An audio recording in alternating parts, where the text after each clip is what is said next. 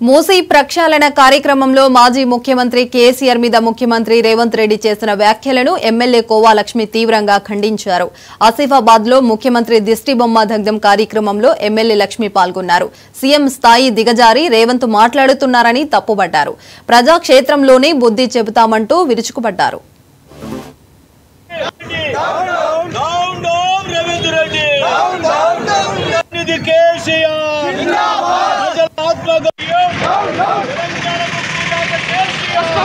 జిల్లా ఏర్పడింది.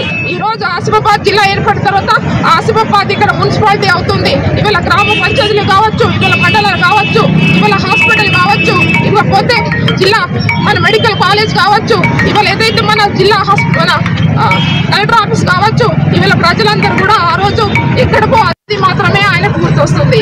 మూసీ నది పరివాహక ప్రాంతాల్లో ఉన్నవంటి ప్రజలందరూ కూడా మరి రోజు మహిళలు రోజు పాపం వాళ్ళు ఏడుస్తూ వాళ్ళ ఇళ్ళని కూలగొట్టుతూ మరి మధ్యతరగతి వాళ్ళు కావచ్చు మొత్తం కూడా పేదవాళ్ళు కూలినాలు చేసి మరి ఇల్లు కట్టుకున్న మరి అక్కడ ఉన్నవంటి ప్రజలందరూ కూడా రోజు మహిళలు పాపం వాళ్ళు ఏడుస్తూ వాళ్ళ పిల్లల్ని పట్టుకొని వాళ్ళ ఇళ్ళని కూలగొట్టేస్తే మరి వాళ్ళు రోడ్డు మీద పడేయడమే ఈ ఇందిరమ్మ రాజ్యమా మేము అడుగుతున్నాం.